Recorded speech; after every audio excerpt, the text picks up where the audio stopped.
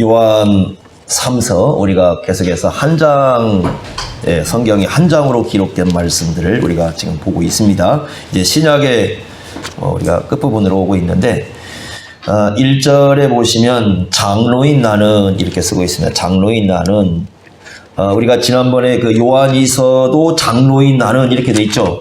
그러니까 지금 교회의 직분을 갖고 쓰고 있는 겁니다. 이때의 장로는 그 목사를 생각하시면 됩니다. 왜냐하면 1세기 당시에 성경에 쓰였던 장로는 대개 이제 목사를 의미하는 경우가 중심적으로 있기 때문에 교회 목사로 일단 여러분들이 생각하시면 좋을 것 같습니다. 그런데 이제 내용을 들여다보시면 그 요한 1서, 요한 2서하고 요한 3서는 좀 내용이 달라요. 어떤 내용이 다르냐면 요한 1서와 요한 2서의 문제는 적그리스도 문제였죠. 교회 안에 들어오는 그 미혹하는 자, 우리가 이단이라고 부르는 자들의 그 문제가 이제 심각한 문제였는데 요한 3서의 문제는 그 문제가 아니고요.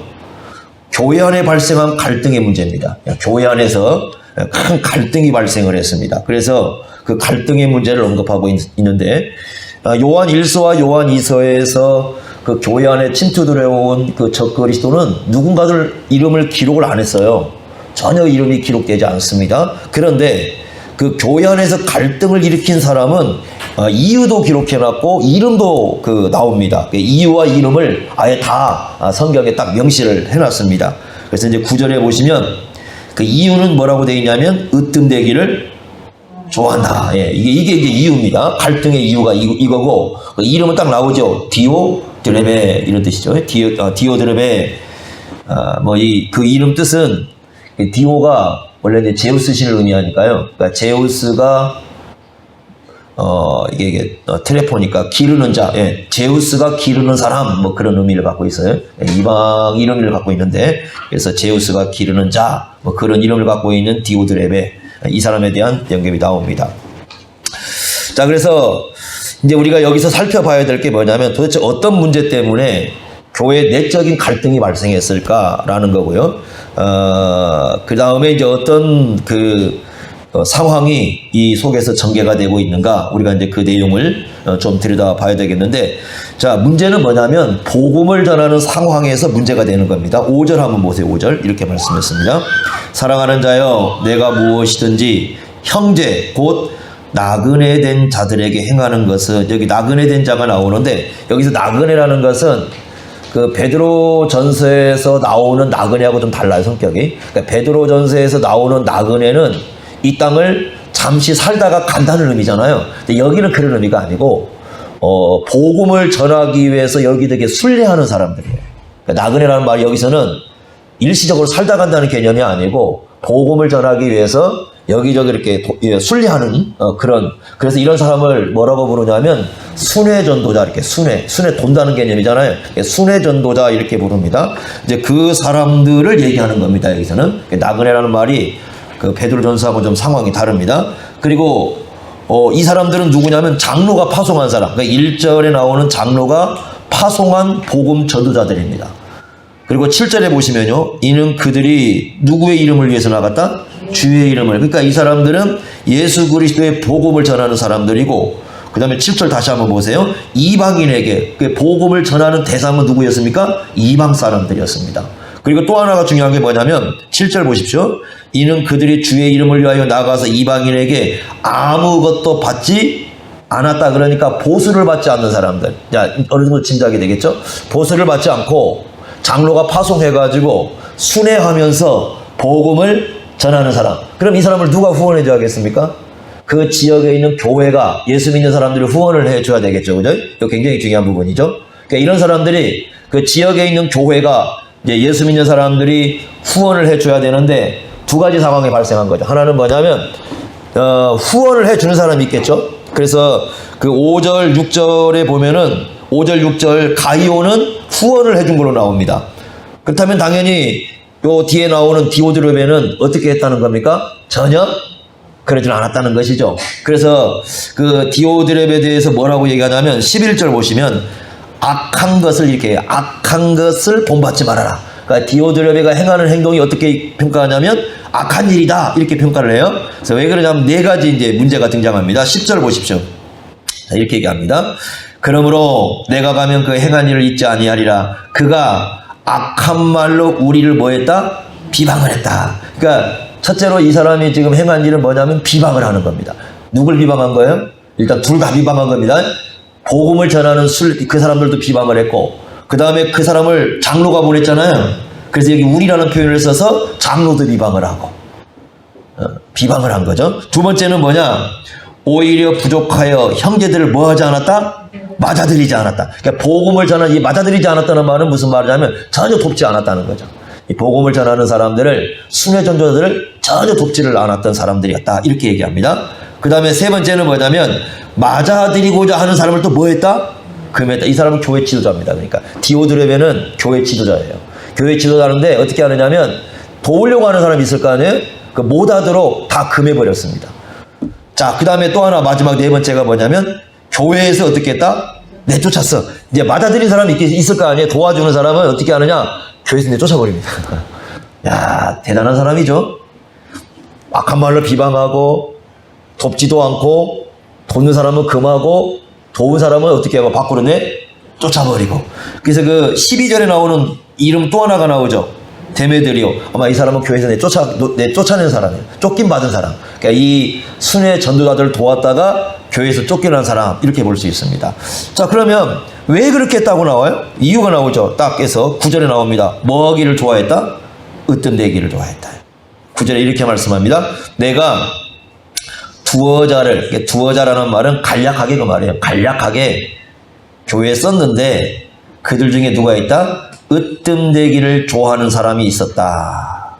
디오드레베입니다. 이 사람은 그래서 교회에서 어느 정도 영향력을 가지고 있었는데, 으뜸이라는 말이 쉽게 얘기하면 이런 거죠. 첫자리. 첫자리에 앉기를 원한다. 대접받기를 좋아하는 사람입니다. 항상 첫자리에 앉아가지고 이 첫째가 되고 싶고, 자기가 대접받아야 되는 그런 자리에 있고 싶어 하는, 그것을 좋아하는 그 마음이 그 속에 있는 거죠. 이렇게 하다 보니까 어떻게 하느냐? 결국은 두어자를 썼다 이렇게 말씀했는데, 아마 이런 것 같아요. 장로가 교회에다 편지를 딱 보냈습니다. 그럼 교회가 편지를 보내면 먼저 누가 받아봐요? 그 교회 지도자가 받아보겠죠. 그러죠? 그럼 지도를 받았습니다. 그럼 어떻게 해야 됩니까? 그 편지를, 지금 장로가 보낸 건 사도로서 보낸 편지니까 하나님 말씀이잖아요. 말씀을 보냈으니까 그 말씀을 어떻게 해야 돼요? 회중들에게 읽어줘야죠. 그런데 어떻게 하느냐? 그 편지를 받아가지고 전달하지 않고 없애버리는 거예요. 뭔 내용이 그렇게 된지 모르지만 이런 거죠. 내용은 그거예요. 순회 전도자를 보냈으니까 그 순회 전도자들이 돌아다니는 복음을 전하니까 그 사람들을 어떻게 하라는 거? 도와주라는 거예요. 그 내용이 들어가 있을 겁니다. 그런데 그 내용을 딱 봤더니 복음을 어떻게 하는 거예요? 그냥 전달도 하지 않고 없애버린 거죠. 그 편지는 남아있지 않고 이렇게 되는 거죠. 그러니까 왜 그러느냐? 아마 여러 가지 이제 추측이 많이 있습니다만은 되게 이제 아마 추측을 따지자면 이 여기서 보내는 장로와 라이벌 의식이 있었던 것 같아요. 라이벌 의식이. 그래서 자기가 있는 교회에 그 장로의 영향력이 미치는 것을 원하지 않았던 것 같아요. 그러니까 그 장로의 영향력이 미치는 걸 원하지 않았고, 그 다음에 장로가 행하고 있는 그 전도 정책 있죠. 그러니까 순회 전도 방식을 쓰고 있는데 그 전도 정책에 대해서 반대를 하고 있었던 것 같아요. 그 마음속에. 그러니까 이거 왜 이렇게 순회하는 사람들을 이렇게 보내가지고 우리로 하여금 이렇게 돕게 만드는가, 뭔가 이렇게 방해하고 싶은 마음이 있었고, 이제 가장 중요한 건 뭐냐면, 이제 기본적으로 나온 건 홀로 튀고 싶은 마음이 있었어요. 으뜸되기를 좋아하니까. 자기가 만약에 이제 이 장로가 하는 대로 행하게 되면 자기 자신이 마치 그 존재감이 사라진다고 생각을 해버렸던 거죠. 그래서 장로 사도 요한이 쓰고 있는 모든 정책에 반대하는 그런 의미로서 편지를 전달하지 않아버린 겁니다.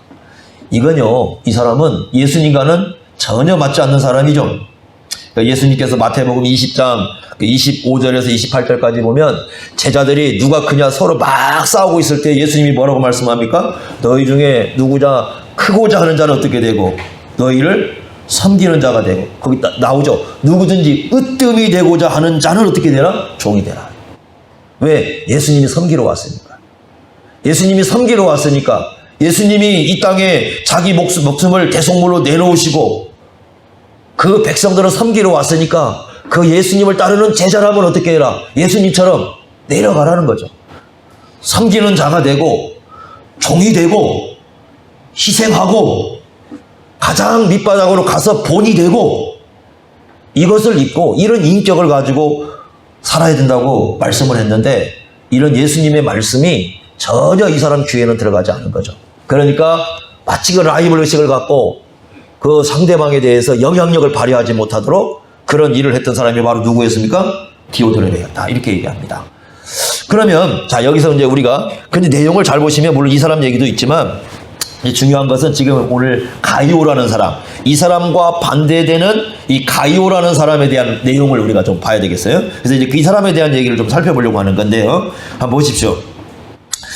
그 1절에 보시면 이렇게 얘기합니다. 장로인 나는 사랑하는 가이오. 야, 이거 얼마나, 이 요한이요, 여러분 이 짧은 서신 속에 이 가이오에 대해서 사랑한다는 말을 얼마나 많이 썼는가 보세요. 네? 그러니까 뭐는 사랑하는 가이오.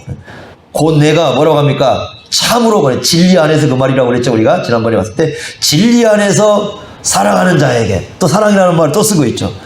원래 원어는 그 아가페 사랑을 얘기하는 건데 어쨌든 사랑하는 자 이렇게 얘기합니다. 그리고 이 문단을 나눌 때 3번을 사랑하는 자라는 표현을 쓰고 있습니다. 자, 2절 보세요. 2절에 뭐라고 합니까? 또 사랑하는 자야. 5절 보세요. 5절 사랑하는 자야. 11절 뭐라고 합니까? 사랑하는 자야. 야, 이 짧은 서신에요, 한 사람을 놓고 바울이 이렇게 쓰는, 아니 요한 이렇게 성경에 한 사람을 놓고 이렇게 많은 그 사랑을 고백하는 개인에 대해서 내용이 없어요. 요한 3서 바울도 뭐 누구에 대해서 얘기할 때 이렇게 많은 고백하지 않습니다. 사랑하는 자요, 사랑하는 자에게, 사랑하는 자요, 사랑하는 자요, 사랑하는 자요. 마치 그냥 막 하나님의 사랑이 이 사람에게 쏟아 부어지는 것처럼 얘기를 하고 있죠. 자, 이런 겁니다. 그러니까 이 말씀을 우리가 잘 생각해 보냐면 이 사람은 이미 하나님의 사랑으로 예수를 믿었죠. 여기서 말하는 사랑이라는 말은 뭐냐면 구원을 얘기하는 게 아니에요. 그러니까 구원받는 의미에서 사랑이라는 말을 쓰고 있는 게 아니고 이미 구원을 받은 사람으로서 하나님과의 관계가 사랑받을 만한 일을 하고 있다, 그 뜻이에요. 지금 우리 잘 생각하셔야 돼요. 그러니까 우리가 원래 예수 믿는 것도 하나님의 뭘로 해요? 사랑으로 해요. 사랑으로 예수를 믿습니다. 그런데 지금 여기서 말씀하고 있는 요한 3서에서 가이오에게 사랑하는 자여라고 말을 하는 것은 예수를 믿는 의미에서 사랑한다는 개념이 아니고 이미 예수를 믿는 사람인데 어떤 사람이라고요? 하나님과의 관계에서 완전히 하나님이 뭐라고 할까요? 그 사랑할 수밖에 없는 사람, 사랑할 만한 사람, 정말 사랑받는 삶을 살아가고 있다, 이렇게 얘기하고 있습니다. 가이오에 대한 칭찬이 얼마나 높은가. 그래서 이 요한 3서는요 이렇게 볼 수가 있습니다. 하나의 일꾼론이에요. 일꾼론. 정말 하나님의 사랑을 받는 일꾼이 누군가. 물론 우리가 다 예수를 믿는 게 하나님의 사랑을 받는 거지만 예수를 믿는 사람으로서 하나님과의 관계에서 정말 하나님이 사랑한다고 말할 수밖에 없는 사람이 있어요. 그런 사람이 있고 어떤 사람은 전혀 하나님께서 그렇게 말할 수 없는 사람이 있고. 자, 그러면 기본적으로 이 사람을 갖다가 1장 1절에 참으로 진리 안에서 그 말입니다. 근데 진리 안에서라는 말이 재밌게로 정관사가 쓰여 있으니까 그 말은 무슨 뜻이겠어요? 우리가 요한 2서에서 우리가 봤는데 요한 2서 9절에 보시면 그 진리라는 말이 구체적으로 그리스도의 뭐라고 했습니까? 교훈. 그죠? 그러니까 이 사람은 어떤 사람이냐면 그리스도의 교훈을 따라 사는 사람, 그런 의미예요. 그러니까 그리스도를 교훈을 따라 사는 사람이다 라는 의미를 여기서 부여했고, 자, 중요한 건 뭐냐? 이 사람이 이 장로가 복음 전도 정책을 썼을 때 어떻게 하고 있습니까? 적극적으로 지금 뭐 하고 있는 모습을 볼 수 있어요? 협력하는 모습. 이게 정말 중요합니다. 그러니까 이 디오드레베하고 반대가 돼요. 디오드레베는 어떻게 했습니까? 반대하고 받아들이지 않고 이걸 갖다가 그 일부러 쫓아내기도 하고 그랬잖아요. 그럼 반대로 가이오는 어떻게 했다는 겁니까? 이 사람들을 적극적으로 도와주고 후원해주고 그러죠. 그런데 그 마음이 어떤 마음이에요? 9절, 6절 보세요. 6절. 그들이 그 순회 전도자들이 지금 이 장로가 목회하는 교회 앞에 와가지고 뭐라고 하냐면 너의 사랑을 어떻게 했다? 증언해줬다. 그러니까 이 사람은 지금 어떤 마음으로 그렇게 했다는 거예요? 사랑의 마음으로. 그 동기는 뭐였어요? 사랑이었어요. 그러니까 사랑으로 어떻게 했습니까? 이 순회 전도자들을 적극적으로 도와주고 후원해주고 협력해주고 이렇게 했다는 거죠. 그래서 그 당시에 이런 말씀을 하고 있는 겁니다.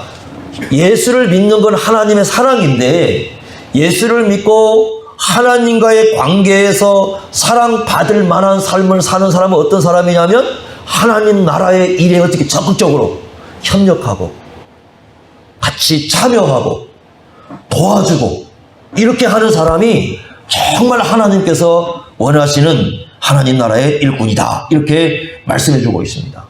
빌립보서 1장 27절에 이런 말씀을 합니다. 복음의 신앙을 위하여 어떻게 하라? 협력하라. 협력하라. 그때 협력하라는 말은 운동용어입니다. 그러니까 단체 운동. 지금으로 하면 축구라고 생각해 보십시오. 축구. 여러분 축구가 몇 명이 뜁니까? 축구를? 11명이 뛰잖아요. 그러면 골을 넣는 사람이 골 잘 넣기만 하면 이깁니까? 아니죠. 그 요즘에 축구 보니까 골 많이 넣어도 진 팀이 있더라고. 왜 그래요? 뭐가 문제니까? 수비가 협력을 안 해주네. 그러죠? 그러니까 이게 뭐냐면 골만 잘 넣으면 되는 게 아니라 누가 협력을 잘 해줘야 돼요? 수비도 협력을 잘 해줘야죠. 그렇지 않습니까? 그러니까 이 경기라는 건요, 혼자 뛰는 건 혼자 잘 뛰면 돼요. 근데 교회는 혼자 뛰는 공동체가 아니라 공동체, 다시 말하면 운동에서 말하면은 한 팀을 이루고 있다고 말씀을 합니다. 한 팀을 이루고 있을 때 어떻게 해야 되느냐? 각자 위치에서 협력이 제대로 이루어져야 그 팀이 올바로 될 수가 있겠죠. 한 사람 뛰는 팀은요, 절대 올바로 갈 수가 없습니다. 그래서 이 말씀을 통해서 가르치는 게 뭐냐면 참된 일꾼은 이 협력 체계에서 적극적인 어떤 그런 삶의 방식을 갖고 나아가는 사람이다. 이렇게 우리에게 가르쳐 주고 있습니다. 제가 이제 예전에 신학부, 노예에서 일할 때 신학부에서 처음에 이제 한 5년 정도, 처음에 신학부가 세워지고 한 5년 정도 신학부 틀을 잡기 위해서 제가 이제 일을 했습니다. 보통 이제 3년 일을 하는데, 그때 제가 이제 5년 정도 이렇게 하는데, 이제 다 처음에 신학부 모여가지고 이렇게 제가 이제 마치 서기도 하고 이제 뭐 부장도 하고 하면서 신학부를 이끌었을 때 이렇게 다 왔습니다. 근데 이제 그때 당시에는요, 그 세미나를, 신학 세미나를 이제 처음으로 시작하고 세미나를 할 때입니다. 신학 세미나를 하게 되는데, 그때 이제 예산도 얼마 안 됐습니다. 예산도 얼마 안 되고, 그래가지고 제가 이제 모아가지고 얘기하는데, 그러면 어떻게 해야 되냐면 예산을 다 후원받아야 돼요. 다 노예 목사님들한테 얘기를 해가지고 후원해 주십시오. 이렇게 얘기를 해야 됩니다. 그래서 이제 신학부 이제 목사님들 다 모여가지고 한 10명에서 한 11명 됩니다. 예, 모여가지고 얘기를 했습니다. 다 모여들어가지고 제가 얘기를 한 것이, 여러분은 원하든 원치 않든 이 신학부에 들어왔을 때는 이 신학부라는 공동체에 여러분은 속했습니다.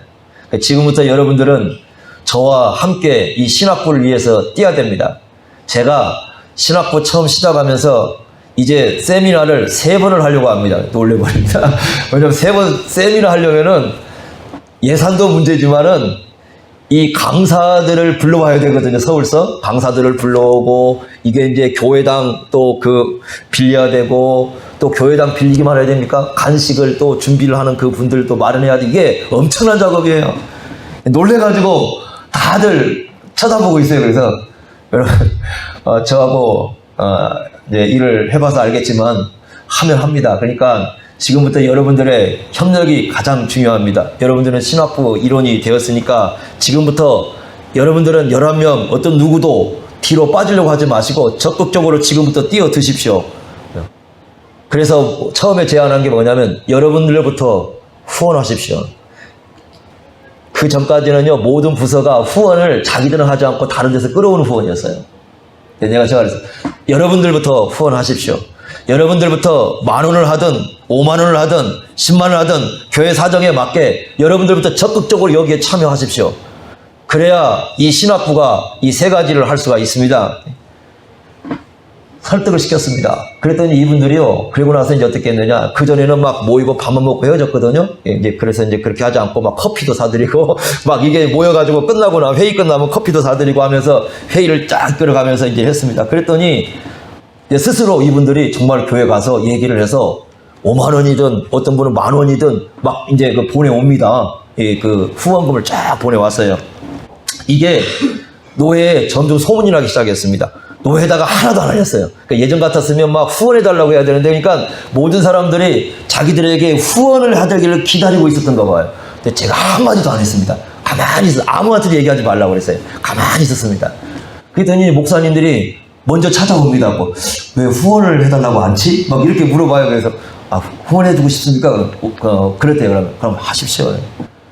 근데 마침 이제 가을 노예 때 어떤 일이 있었냐면, 가을 노예 때 이제 그 목사 안수를 하지 않습니까? 목사를 안수를 하는데, 그 설교를 맡으신 분인데, 설교를 맡으신 분이 이제 이제 설교를 맡게 되면 그분이 노예에서 이제 어느 정도 이렇게 그 사례금을 주거든요. 그분이 딱 받자마자 갑자기 막 뛰어 내려와요. 근데 저한테 막 오는 거예요. 그래서 막 오더라고요. 그래서 오더니 돈을 딱 봉투를 주는 거예요. 저한테. 그래서 뭐예요, 목사님 이거? 그랬더니, 야, 내가 지금까지 노예에 있으면서 내가 이렇게 그 일을 이렇게 제대로 그 노예 일을 해나가는 건 내가 처음 봤어. 그러니까 내가 이거 후원할 테니까 목사님 쓰십시오. 그래. 딱 받았는데 그때부터 후원이 막 계속 들어옵니다. 후원이 쭉 들어오는데, 그러니까 지금까지는 모든 걸 강제로 억지로 달라는 거였었어요. 그런데 이분들이 참여하기 시작하니까 자발적으로 다 돈을 냅니다. 그래가지고 이제 모이게 되니까 3번 했습니다. 전주서 2번을 하고, 저 무주 지난 장수 쪽도 있으니까 그쪽 가서 하고. 문제는 시간이 없는 것도 아니고 돈이 없는 것도 아니고요. 그게 아니에요.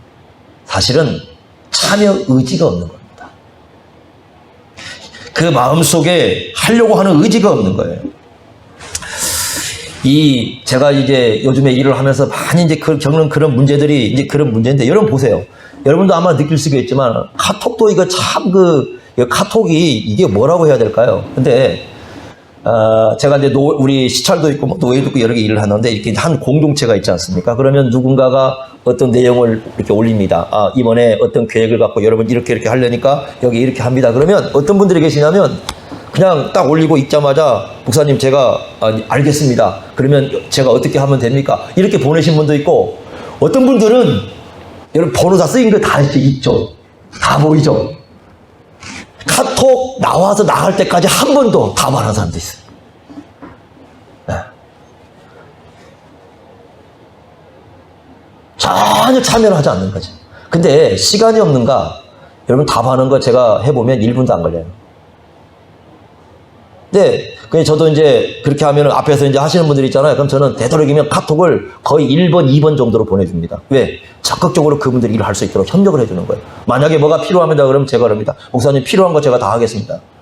저에게 하십시오. 제가 하는 것만이 아니라 다른 사람이 하더라도 뭘 하게 되면 뭐가 필요합니까? 제가 도와줄 게 뭐가 있겠습니까? 1번으로 1, 2번 거의 물어봐요. 왜? 일이라는 것은 내가 그 공동체에 속해 있다면요, 함께 감당하는 것이 그게 마땅한 바니. 마땅한 거예요. 예전에 어떤 분이 그러더라고요. 이제 어떤 분이 일을 하는데 그 회원입니다. 회원이 안 나왔어요. 어디 다른 데를 갔나 봐요. 와가지고 그러니까 당연히 소식이 안 들어갔겠죠? 그랬더니 와가지고 막 따지는 거야, 목사님한테. 그래서 제가 했습니다. 왜 따지십니까? 그러니까, 왜 안 알려주냐고 그래서. 얘기했으면 당신 회원 아니에요? 당신이 빠졌으면 회의에서 당신이 안 나왔으면 당신이 물어보고 당신이 얘기를 해야지 왜 회장한테 따져요? 회원이면 마땅히 당신이 먼저 물어보고 당신이 빠졌으면 당신이 죄송한 거지 그걸 놓고 왜 회장한테 따져요? 막 뭐라고 했더니 얼굴이 막 불그락. 여러분 그렇습니다. 이 사람들이요 어떤 일을 할 때 그 협력한다는 거 굉장히 중요한 겁니다. 이 하나님 나라 일을 할 때. 그래서 그 신학세미나도 이렇게 하잖아요. 그 장로반도 마찬가지입니다. 신학세미나도 마찬가지인데 신학세미나 이렇게 할 때 보면 두 종류입니다. 얼굴 딱 봅니다. 딱 앉아있으면 딱 보입니다. 여러분 안 보일 것 같죠? 하도 이제 앞에 서니까 한 100명 정도는 그냥 얼굴 싹 나눠집니다. 딱 거의 보입니다. 어떤 사람이 있느냐? 첫째는 끌려와듯 앉아있는 사람이 있어요. 자, 오기 싫은데 와 있는 거야 지금. 그러면 거기 와서 세미나 와가지고 앉아있어 딱 있어. 그럼 그 사람들 뭐 하고 있느냐? 인상 쓰든지 얼굴이 졸린 표정을 하고 있든지 벌써 딴 생각이 다 보입니다. 그 얼굴. 그런데 어떤 사람이 있느냐? 적극적으로 온 사람이 자세가 달라요. 적극적으로 오신 분들 보면 벌써 펜 준비하고 있고 기록 준비하고 있고 책 펴놓고 있고 완전히 달라요. 신학교도요.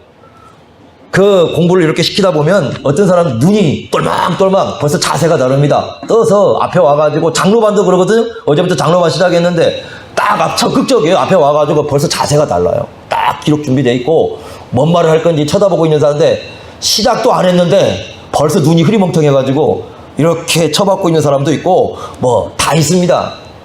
그러면 어떻게 하냐? 수업을 끝까지 해보면 처음부터 끌려와도 안 되는 사람은 끝까지 안 합니다. 공부 안 씁니다. 앉아있긴 해요. 끝까지 마음 딴 데가 있습니다. 그런데 그 자리에서 정말 적극적으로 그 배우려고 와 있는 사람은요, 처음부터 마지막까지 끝까지 그 집중해서 듣습니다. 그 가지고 있는 자세가 그 사람이 결정을 합니다. 제가 그래서 하나의 표를 하나 만들었습니다. 그래서 지금은 이제 강의할 때 그 표를 써놓는데, 두 가지를 써놓습니다. 첫째는 뭐냐? 얼굴은 신학이다. 얼굴은 신학이다. 그 사람 얼굴은 신학입니다. 하나님을 아는 것이 얼굴에 드러납니다. 두 번째, 새로 만든 표가 뭐냐면 이런 겁니다. 실증은 핑곗거리를 만들고, 소원은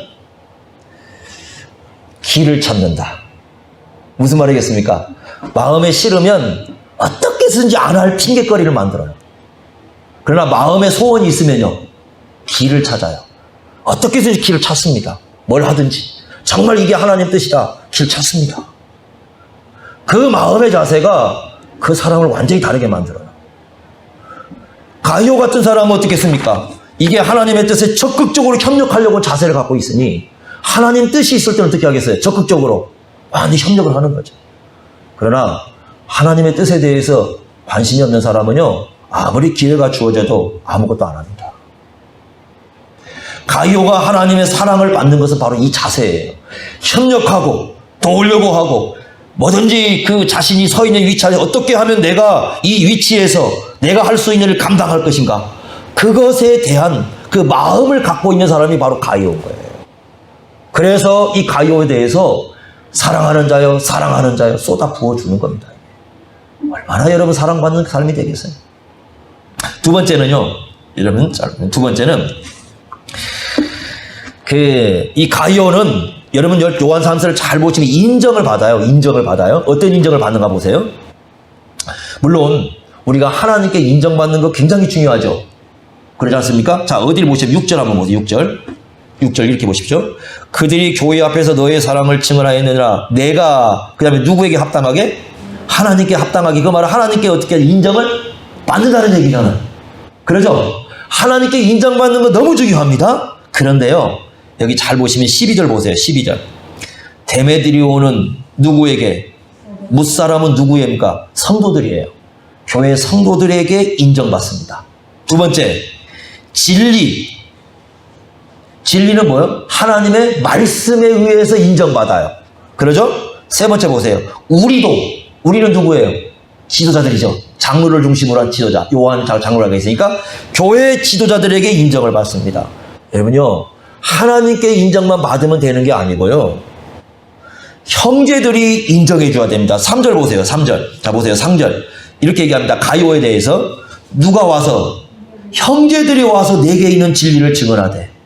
누가 지금 인정해 주고 있어요? 형제들이 인정해 주고 있습니다. 지금 계속 이 말이 쏟아지고 있어요. 그러죠?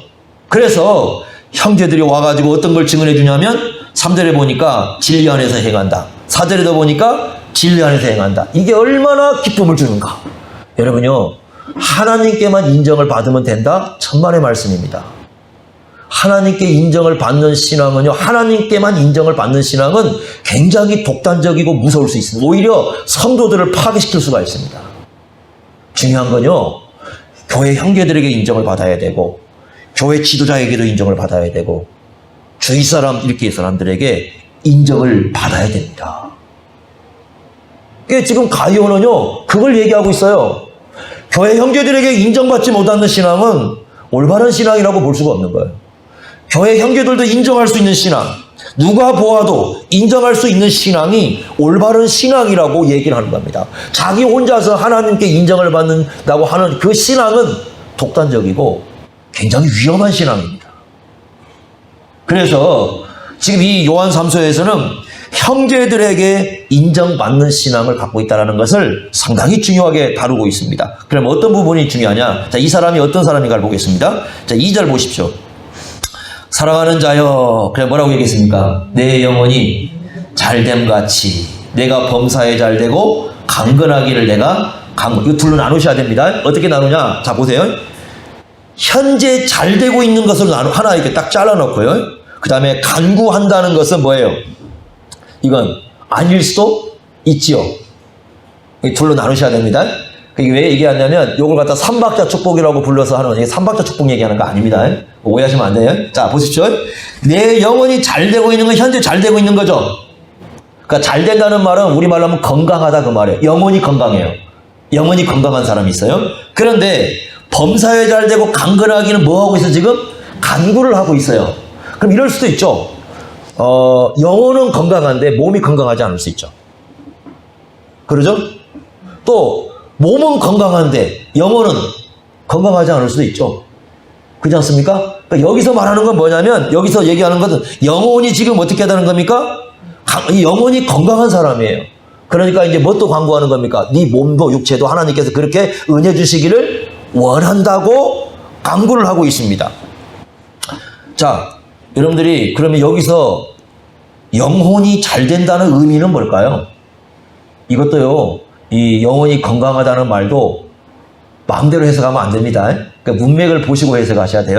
그러니까 이것도 자기 마음대로 붙여가지고 내 영혼이 잘 되고 있어, 그렇게 얘기하면 안 됩니다. 여기서 영혼이 잘 된다는 말은 3절과 4절에서 얘기해주고 있어요. 뭐라고 하고 있습니까? 진리 안에서 건강한 겁니다. 그러니까 여러분 여기서 영혼이 건강하다는 말은 지금 뭐와의 관계예요? 하나님의 말씀과의 관계예요.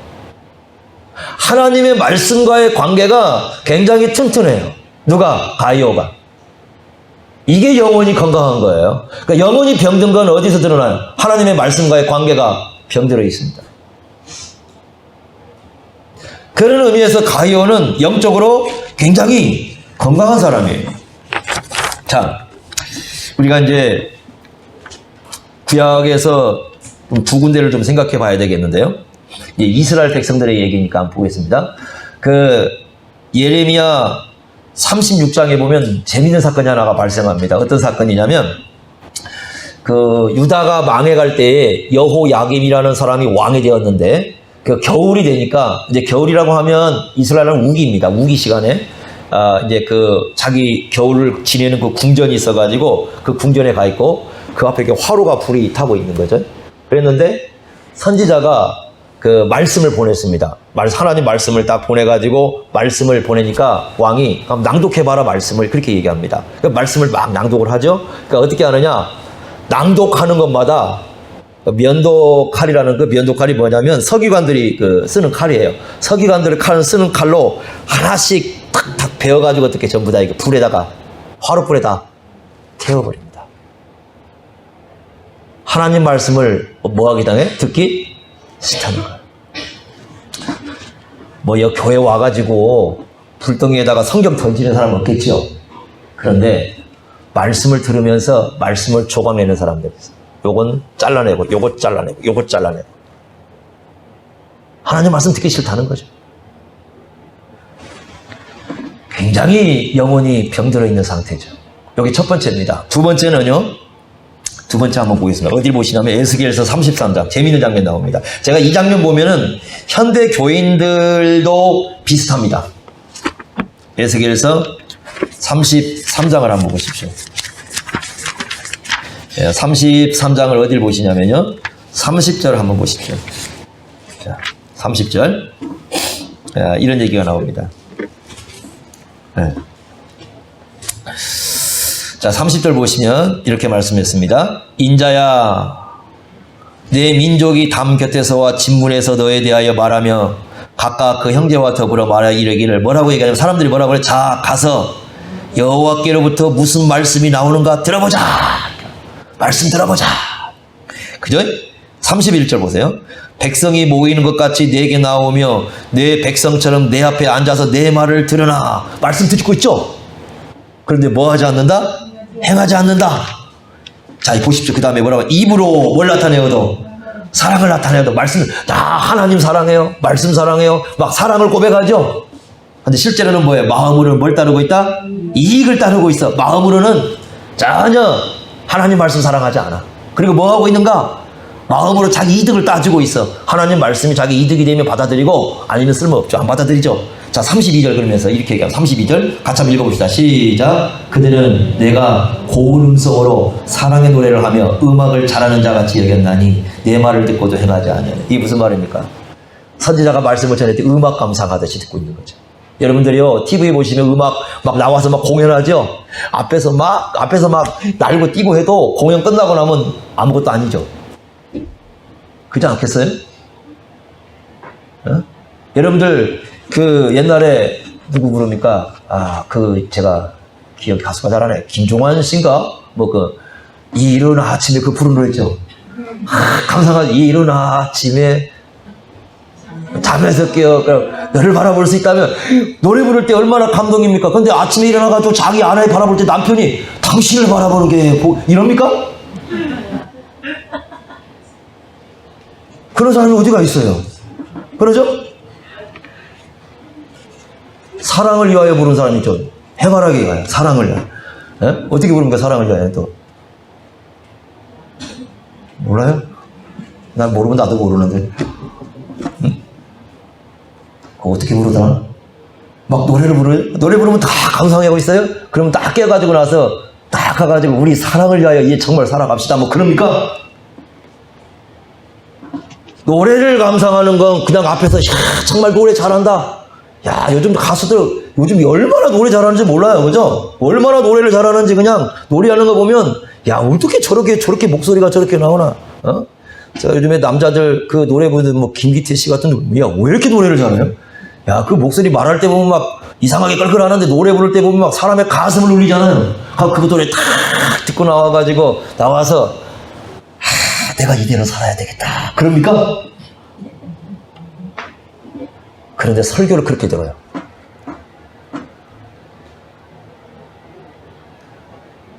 설교를 그렇게 들어요. 예전에 전도사 때는 꿈이 뭐냐? 딱 설교 끝나고 나면요. 설교 너무 좋습니다. 이 소리 들으면. 네? 그 소리 들으면. 그래서 제가 전도사 때 이제 학생들이 하도 이렇게 제가 전도사 때 얘기해요. 제가 첫 설교할 때, 전도사 때 목사님 40분을 설교를 하고 내려오라고 하더라고요. 원고 열심히 준비해가지고 40분 나름대로 했습니다. 내려왔더니 왜 벌써 내려왔냐고 그래서 40분 하고 왔습니다. 그랬더니 야, 너 10분밖에 안 했다네.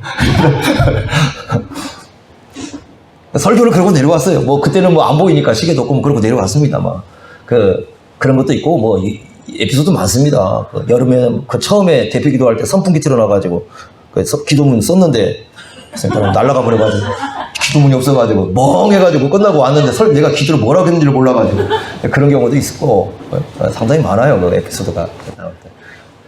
근데 제가 이제 오랜 시간 이렇게 목회를 하면서 깨달은 게 뭐냐? 야, 다 립서비스.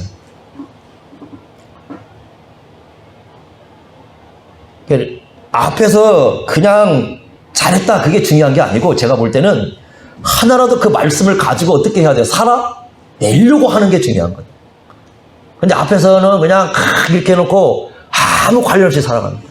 음악 감상 듣는 거예요. 그런 사람들이 얼마나 많은지 몰라요. 어떤 사람들은 앉아가지고 말씀 들으면 요거 내게 관계없어. 조각조각 관계없다고 말하는 순간 다 조각내가지고 불에 태워버리는 겁니다. 성경을. 어떤 사람들은 야 너무 좋아. 그럼 나는 그대로 살기 싫어. 음악 감상 듣습니다.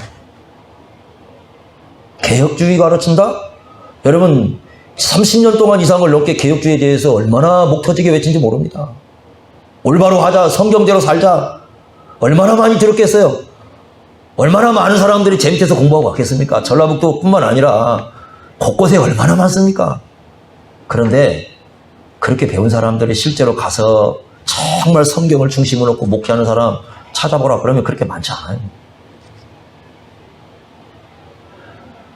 말씀에 대해서 우리가 목사는 말씀에 목숨 걸어야 된다고 얘기를 해도 말씀에 정말 목숨을 걸고 사는 사람이 그렇게 많지 않아요.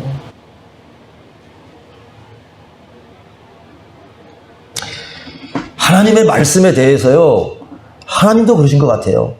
말씀을 전하면서 정말 말씀대로 사는 사람을 보면은 이 사랑이 이렇게 사랑이 넘치는 거예요. 그러니까 막 그 가이오가 막 이 말씀대로 살아가니까 사랑하는 자요. 막 이 요한도 맞죠. 요한도 그 당시에 그 사도로서 말씀을 전하지만 말씀을 이 살아가는 사람들 보니까 너무 이 마음이 감동이 오는 거예요. 건강한 영혼은 말씀과의 관계가 너무 좋아요. 여러분들이 보십시오. 성경에도요 이런 말씀을 합니다. 신명기 29장 4절에 뭐라고 말씀하냐면 듣는 귀가 있다고. 듣는 귀. 하나님의 말씀을 듣는 귀가 있다. 근데 그 듣는 귀를 뭐라고? 선물이래요. 하나님의 선물. 요한계시록 2장과 3장에 보시면 모든 일곱 교회 이렇게 썼습니다. 귀 있는 자는 성령이 교회들에게 하시는 말씀을 뭐 할지어다? 들을지어다. 구원이라는 건 듣는 귀를 갖고 있는 겁니다. 그래서 하나님의 말씀을 들어요. 하나님의 말씀을 듣기만 합니까? 말씀을 간직하죠. 시편을 보시면요, 이 시편에서 다윗을 보면 어떤 사람, 다윗은 그 새벽의 사람인데 그 새벽에 일어나서 뭘 하는가? 제가요 가장 감동이 되는 그 시편 중에 하나가 63편인데 그 63편 6절에 보면은 뭐라고 되어 있냐면 다윗이 이렇게 고백합니다. 내가 나의 침상에서 주를 기억하며 새벽에 주의 말씀을 작은 소리로 읊조리고 있습니다. 근데 그 내용이 어디서 쓰는 거냐면 광야에 쓰고 있는 겁니다. 광야에서. 광야가 왜 광야를 갔느냐? 사울이 죽이려고 해가지고 쫓겨가고 있는 거예요. 도망치고 다니는 겁니다. 도망 다니는데요. 사람들은 그럴 겁니다. 아까 얘기했잖아요. 핑계거리 얼마나 좋습니까? 내가 지금 이 시기에 이 도망쳐 다니는데 내가 뭔 말씀을 내가 관심을 두고 있겠어. 내가 지금 이 시기인데 내가 이렇게 지금 목숨이 왔다 갔다 하는 시기에 무슨 하나님 말씀을 내가 중심에 둬야 돼. 다 그럴 수 있잖아요. 다윗은 그렇지 않습니다. 나의 침상에서, 여러분 침상이 우리가 지금 여러분이 쓰고 있는 저와 그 침대가 아니에요. 야외 침상이라는 것은 그런 곳이 아니에요. 맨 바닥이에요. 땅바닥입니다. 땅바닥. 돌바닥이고 흙바닥이고 그 땅바닥에서 돌베개 베고 누워있는 시간입니다. 그 시간이. 그 돌베개 베고 누워있으면서 새벽에 깨어가지고 가장 먼저 일어나서 하는 게 뭐냐? 자기 마음속에 주어진 그 하나님의 말씀을 마음속에 묵상하고 생각하고 또 되뇌이고 있다는 거예요. 그게 다윗의 신앙이에요.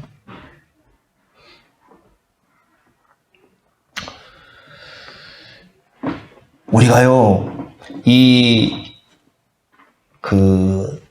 우리가 핑계를 삼자 하면 끝이 없는 거죠. 여러분, 아우구스티누스가 그분도 마찬가지 죽음이 올 때에 어떻게 합니까? 죽음이 올 때에 어디가 아플까? 이런 생각 많이 하지 않겠습니까? 네, 정말 감동을 주는 사람들이 있습니다. 감동을 주는 사람이. 조나단 에드워즈도 마찬가지인데, 그분도 마찬가지예요. 어거스틴 같은 경우는 벽에다가 시편을 시편을 이렇게 붙여가지고, 못 일어나니까 누워가지고 그 벽에 있는 시편을 보면서 계속 날마다 그 말씀을. 그리고서 생을 마감을 합니다. 조나단 에드워즈가 자기 큰딸이 먼저 죽었잖아요. 얼마나 브레이드너라고 유명한 인디안 선교사 돌보다가 간호하다가 같은 병에 옮겨서 죽습니다. 그리고 이분이 이제 나중에 죽게 되는데 자기 죽기 전에 딸에게 쓴 편지가 있습니다. 얼마나 감동인지 몰라요. 그 편지에 뭐라고 써놨는지 이렇게 써놨습니다. 딸에게 편지 쓰면서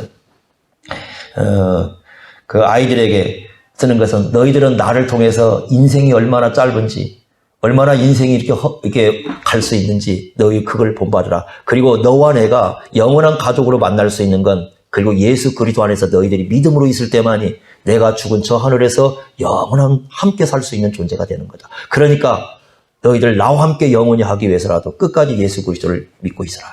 이 딸에게 보낸 편지였어요. 자기 아내에게도 그 딸에게 아내에 대한 편지를 씁니다. 아내와 자신이 떨어져 있었던 모양이에요. 그러니까 에드워즈가 그럽니다. 자기 아내에 대한 편지를 이렇게 이제 그 딸에게 주면서 너희 엄마한테 이 얘기를 해줘라. 이 땅에서 가장 그 영적으로 나와 함께 걸었던 동지는 당신이었고, 이제 이 땅에서 당신은 볼 수가 없다. 그러니까 나는 죽어서 먼저 갈 거다. 그러나 내가 먼저 가지만 당신은 또다시 이 땅의 영적 순례자로서 마지막 삶을 마치고 내가 있는 그 자리에 와서 그곳에서 함께 주님과 함께 영원히 살자. 이게 마지막 편지예요. 그리고는 그 몸이 그 아픔 중에도 한마디도 아프다는 소리를 하지 않고 누워가지고 한마디도 아프다는 소리를 하지 않고요. 그 기록에 써 있어요. 그렇게 한마디도 아프다 소리 하지 않고 마지막까지 하나님의 말씀을 앞에 두고 그 말씀 앞에서 인생을 끝내는 그런 장면이 거기 나와요. 여러분들, 우리가요, 영적으로 건강하다는 건 뭡니까? 하나님의 말씀과의 관계 속에서 우리가 어떻게 살아갈 건가? 여러분, 세상 핑계댈 거 따지자면 끝이 없어요. 핑계가 아니고 정말 우리 마음속에 하나님에 대한 간절한 소원을 품고 그 말씀과 함께 할 때 그게 진짜 믿음의 길을 가는 거예요. 가룟유가 그런 삶의 모습을 보였다는 거예요. 여러분들, 우리가 그런 길을 걸어야 하지 않겠습니까? 적어도 우리가 믿음으로 산다고 했을 때, 신앙으로 산다고 했을 때 우리가 얼마나 이 땅에 살지는 모르겠지만 우리가 살아가는 인생 동안 그래도 우리가 정말 신앙의 사람으로서 뭔가 제대로 살았다라는 뭔가 그 증거는 남겨야 되지 않겠어요? 하나님의 사랑을 받는 삶의 길을 좀 걸어가야 되지 않겠습니까? 여러분들, 정말 중요합니다. 벌이 왜 꽃을 향해서 가겠습니까? 꽃이 이뻐서요? 아니에요. 벌이 꽃을 향해서 갈 때는 뭐가 있기 때문입니까? 꿀이 있기 때문이에요. 예수 믿는 사람들에게 이 꿀과 같은 것은 말씀이에요. 예수 믿는 사람에게 말씀이 없으면 꿀이 없는 것입니다. 그런 사람들은 아무리 겉으로 화려하게 꾸며도 아무런 하나님 나라의 능력을 발휘할 수 없습니다. 머릿속에 꿀과 같은 말씀이 있어야 우리가 다른 사람들에게 유익을 줄 수가 있어요. 그것이 바로 요한 3서가 우리에게 전해주는 중요한 메시지입니다. 부디 여러분들 영원히 잘 되시기 바랍니다. 건강한 영혼 갖고 사십시오. 하나님의 말씀과의 관계가 늘 올바로 서 있는 그런 길을 걸을 수 있기를 바랍니다. 기도하겠습니다. 하나님 아버지, 우리에게 주어진 말씀 기억합니다. 우리가 건강한 영혼을 가지고 이 세상을 살아갈 수 있도록 함께하여 주옵소서. 예수님의 이름으로 기도하옵나이다. 아멘.